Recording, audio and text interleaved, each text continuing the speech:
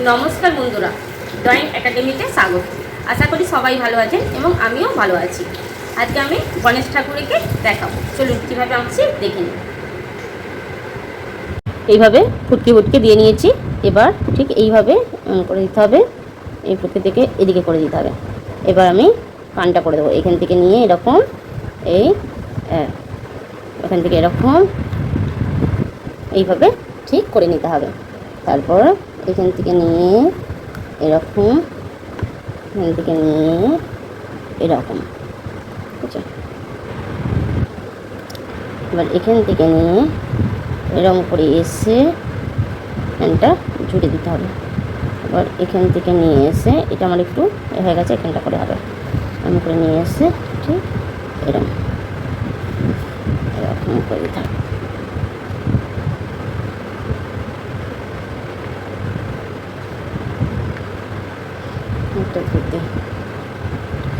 এটা হচ্ছে পা।